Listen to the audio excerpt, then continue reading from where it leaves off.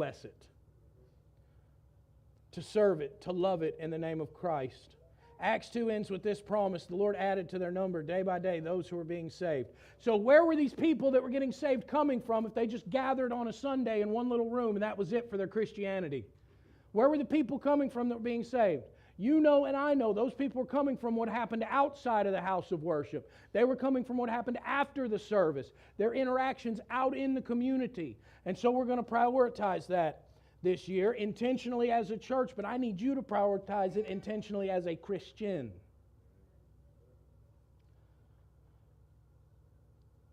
So growing, giving, and going.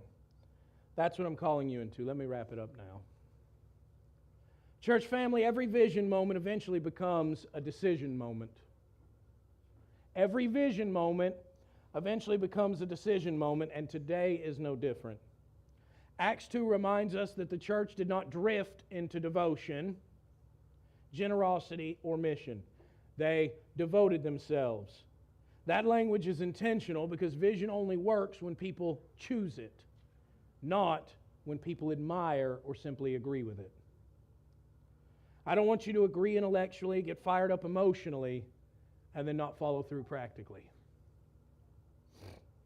So let me be clear and loving, as best I know how, at the same time.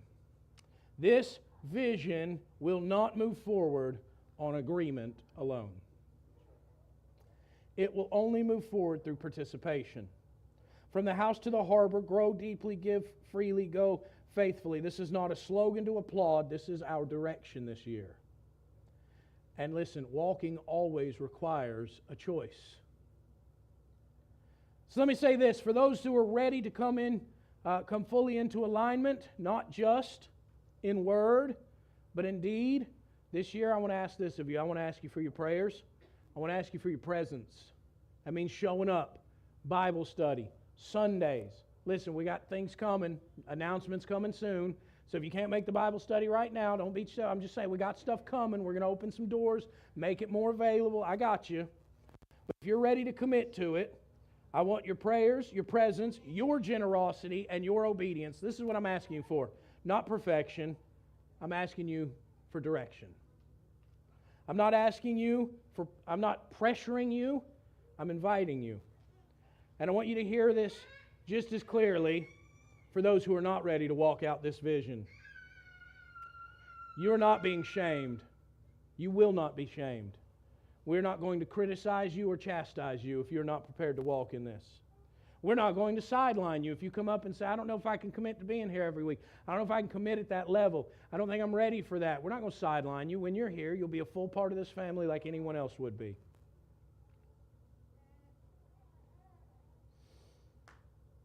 We're going to care for you, we're going to love you, and we're going to walk with you.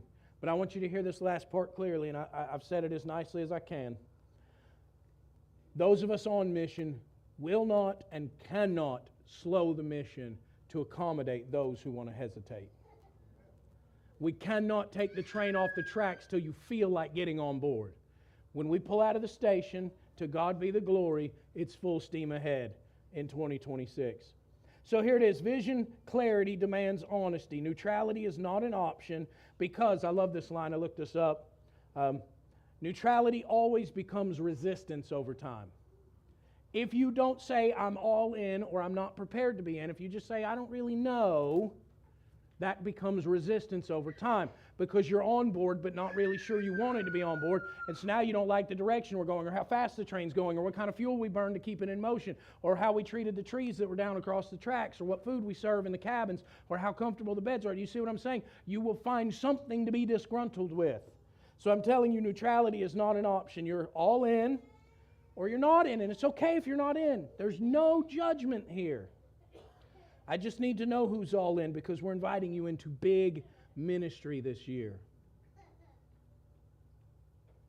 Today, I'm inviting you to step forward, not because you must, but because you believe God is calling you to build something that reaches beyond you.